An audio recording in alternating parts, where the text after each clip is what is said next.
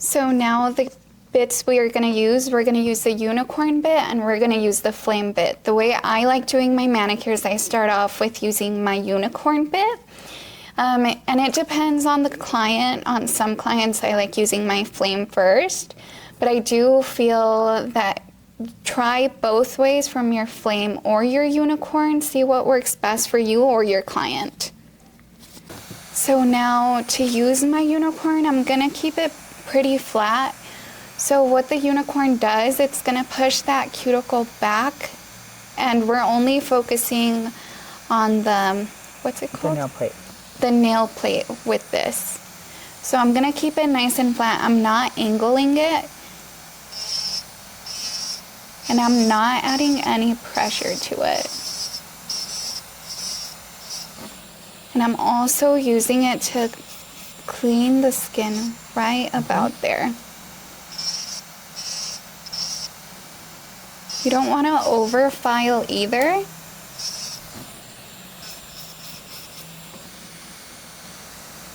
One thing I want to point out is as Karen is using the unicorn bit on my cuticle area, she's going to be using the E-file either in the forward position or the reverse position, right? So right now she's going to the left.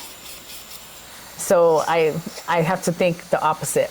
You're going to the left, right? My right, her left. So normally when you're going to the left, you have it in the forward position. When you're going to the right, you have it in the reverse position. That's if you're right-handed. If you're left-handed, then it's the opposite. But another thing I want to point out, pay attention to how she's pushing my skin completely back and away from where the E-file bit is going, right? She's opening up that well that we created when she pushed the cuticle back to give herself room and making sure that she can get to the area that she's trying to get to. So pushing the skin back is extremely important because it's going to open up the area that you're working on so that you can see better. Don't be hesitant to pull the skin back. She's not hurting me in any way. She's not pressing too hard. You have to think of it as if this were your nails, how hard would you be pressing to make sure that you can see? The client is going to thank you later on in the future that you did move the skin away from the area so that you can see better, instead of you being timid and being afraid to pinch and pull and move the client's hands the way that it needs to be to make your job easier. And so by doing that, you're making sure that you're giving them a well-rounded manicure. Wherever my bit goes, that's where my finger is going to pull the skin too. Ooh. So if I'm going up here, I'm kind of lightly pulling at the skin. Then when I'm here at the side, I'm really moving that skin back. And I'm making sure I'm removing all of that excess cuticle right about here.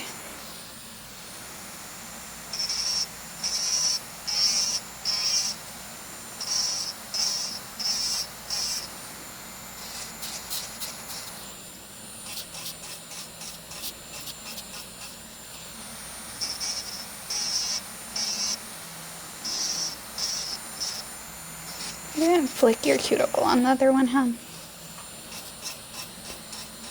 We're removing that. Also, now that I'm on my right side, I'm going to go ahead and flick the cuticle with my unicorn bit. So once I'm up here, I'm going to flip it over and I'm slightly moving that cuticle up. Notice as that's not really hurting her, I'm not adding any pressure to do that.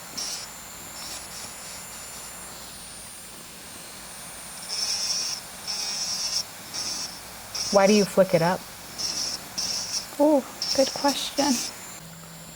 If you notice the flicking technique that Karen is talking about, she's basically pushing that cuticle back and up and away from the nail plate. And the reason why she does that is because naturally, during the service, you'll notice, depending on how long you take for each service, this piece of skin right here is actually gonna eventually fall back down over the nail plate, right? Because that's what protects our nail plate. And so your body is naturally going to do that. It's going to force that skin back down. So the reason why she's flicking it upwards is because right now, as she's working on my nails, she wants to make sure that that skin stays up while she's working. And what that's going to do when she applies the structured gel to my hands, that's going to give her enough room to get super close to the cuticle without touching the skin. And then what ends up happening is when that skin falls down and it covers the nail plate, it's also going to touch the color and the actual manicure, giving no separation between the cuticle and the actual manicure and the color that the client sees.